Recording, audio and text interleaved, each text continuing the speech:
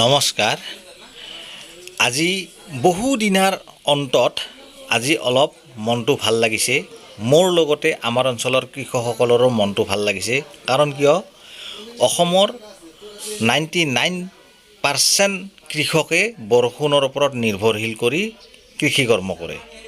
মৌচুমী বায়ুৰ ওপৰত নিৰ্ভৰ কৰি কৃষি কৰ্ম কৰে।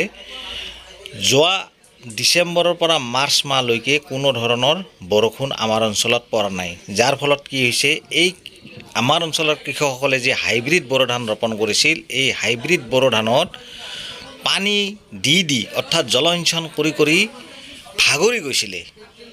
বৰষুণ নাই, মাটি ফাট মেলিছিল, গৰুৰ ঘাঁহ পৰ্যন্ত মৰহি গৈছিলে।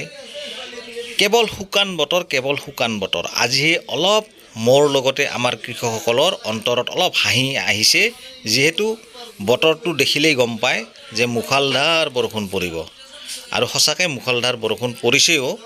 আৰু সেইকাৰণে মই আপোনালোকৰ আগত এই ভিডিঅ'টো আগবঢ়ালোঁ। ধন্যবাদ।